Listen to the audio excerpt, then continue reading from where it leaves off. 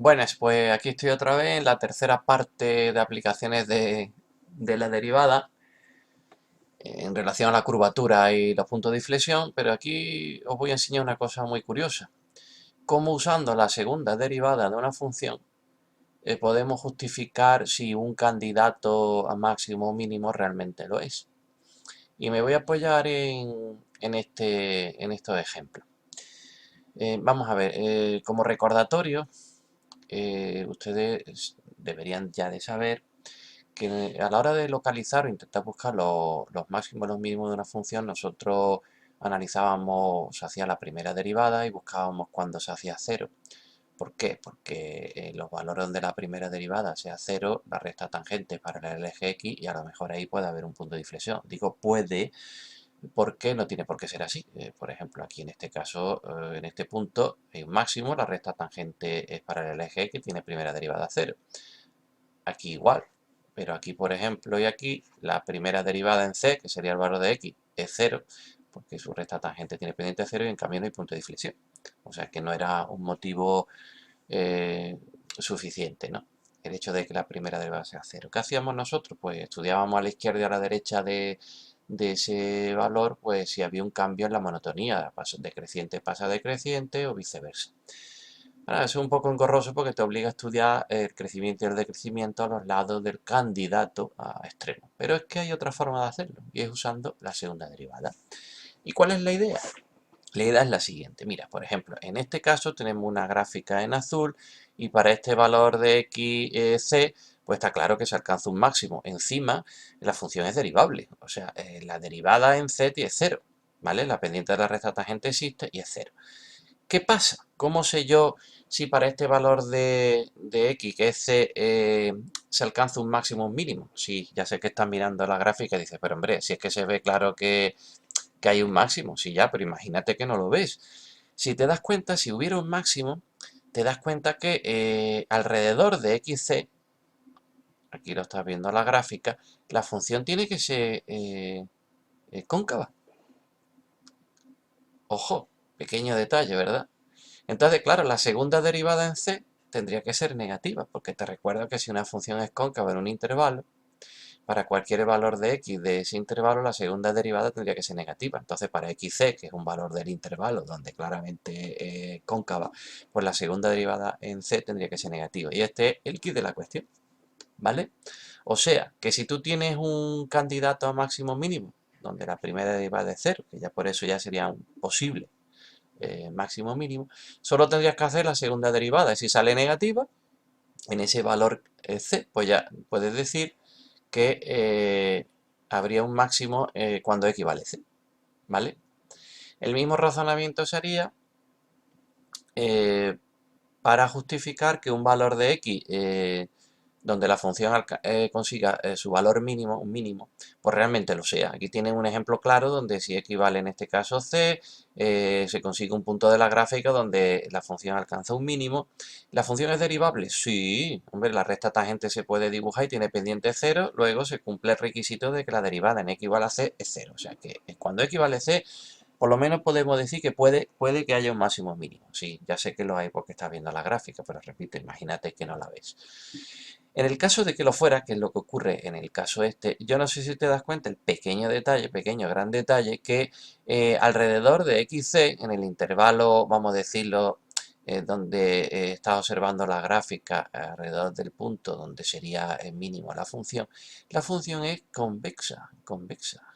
Entonces, claro, ¿qué pasa si una función es convexa en un intervalo? Pues si cualquier valor de x de ese intervalo, en particular el c, la segunda derivada tendría que ser positiva. Aquí hay un error como la copa de un pi. Aquí tendría que ser un mayor. ¿Vale? Si es convexa, segunda derivada positiva. ¿Vale? Entonces tienen ustedes una regla práctica muy buena. Hagan ustedes la primera derivada y la igualan a cero para localizar los valores donde la función alcanza máximo o mínimo. Y esos serían los candidatos a máximo mínimo. Ahí puede que la función tenga un máximo mínimo. Pero para justificarlo no tienen por qué estudiar el crecimiento y el decrecimiento a los lados de esos valores. Hagan ustedes la segunda derivada, sustituyan en ese valor de x donde la primera derivada es cero y podría haber un máximo y un mínimo, que sale la segunda derivada menor que cero. Ya puedes decir que cuando x vale c se alcanza un máximo. Que la segunda derivada en ese valor es positiva. Pues ya puedes decir que para ese valor de x la función alcanza un mínimo. ¿Vale? ¿Qué pasa si la primera derivada es cero y la segunda derivada también es cero? Pues entonces ya no sería un candidato a máximo o mínimo. Si la segunda derivada es cero, es un candidato a punto de inflexión. ¿Vale? Como ya vimos en la parte teórica o la explicación teórica, que no quiere decir que lo sea. Lo que pasa es que en este caso que están ustedes viendo aquí, efectivamente, cuando x vale c, tanto en un caso como en otro, está claro que la función alcanza la gráfica un punto de inflexión. Pasa a la izquierda del c, aquí se ve que es cóncava y a la derecha del c convexa y aquí viceversa. Pero no tendría por qué ser así. Habría que comprobar, estudiar la curvatura a ambos lados de c para saber si un punto de inflexión o no. ¿De acuerdo? Ejemplo práctico. Pues aquí tienen ustedes. Otro ejemplo sacado de selectividad donde te dan una función definida en todo R, o sea, su dominio es todo R, pero mira la expresión analítica. Es un producto de una función exponencial más una constante por una polinómica. Eso es derivable, se puede calcular la derivada usando la derivada del producto perfectamente. Pues te dice que la función tiene esta expresión cuando la A es distinto de 0. O sea, la A no puede ser 0 por el motivo que sea. Y te pide que calcule los valores de A y B sabiendo que, atención requisito, la función tiene un extremo relativo en x igual a 0. Eso quiere decir que cuando x vale 0, la función alcanza el valor máximo o mínimo. Y como la función es derivable, se puede calcular su función derivada, automáticamente puedes escribir pues esto que viene aquí. Que la derivada primera en 0, cuando x vale 0, tiene que ser 0. Si hay un extremo, máximo o mínimo. También te dice que hay un punto de inflexión en x igual a menos 1, el punto de abscisa x1. Hombre, si hay un punto de inflexión, quiere decir que la segunda derivada en el valor de x, donde dice que hay un punto de inflexión, tiene que ser 0. ¿De acuerdo?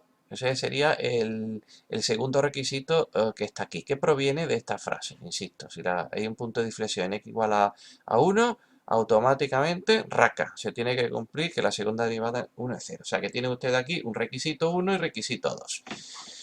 Claro, tienes que hacer la primera y la segunda derivada. Bueno, pues vamos a hacerla. La función primera derivada está aquí. He usado la regla de la derivada del producto, ¿eh?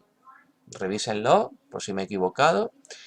Y si me he equivocado, pues me lo dice. Si no, pues hombre, entiendan de dónde ha salido.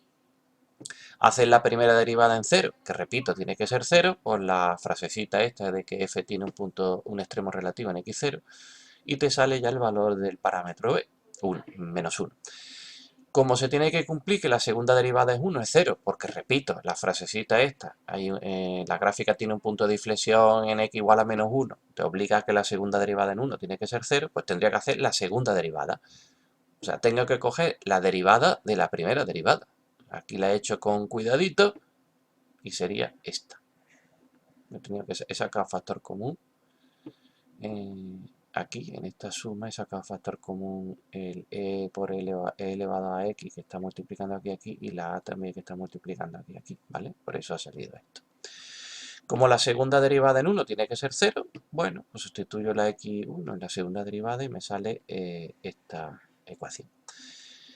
Para que un producto sea 0, o esta parte vale 0, lo que pasa es que, claro, a elevado a jamás puede ser 0, una potencia, y a no puede ser 0.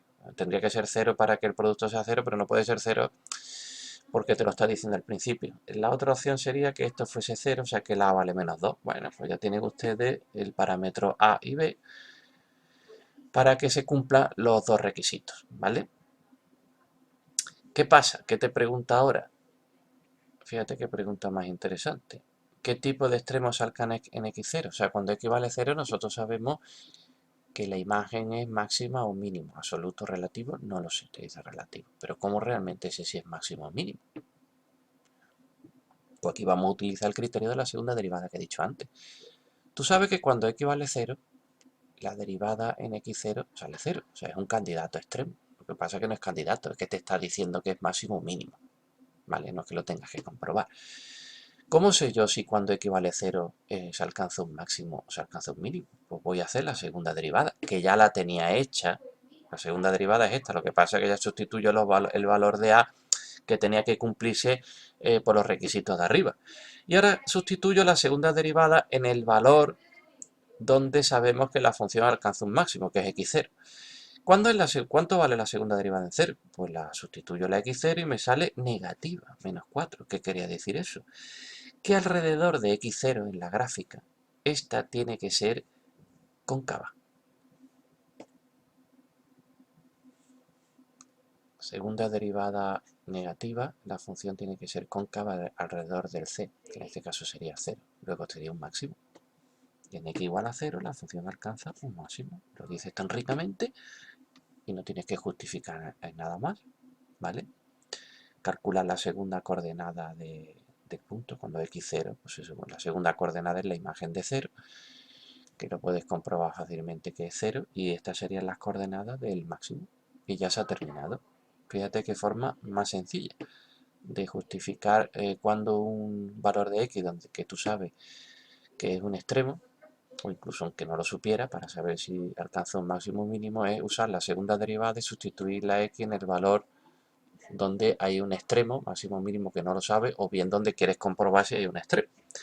Si sale negativo, como en este caso, pues ya puedes decir que en x igual a 0 la función alcanza un máximo. No hace falta que des la explicación que vimos aquí antes, aunque eso sería ya, bueno, panotaza total. Bueno, pues espero que hayan entendido este ejemplo, que he procurado que sea simple, pero al mismo tiempo muy claro. Si tienen dudas, por favor, les ruego que consulten y intentaré solucionársela de una vez por todas para que lo tengan claro y lo usen cuando lo necesiten. ¿De acuerdo? Venga, adiós.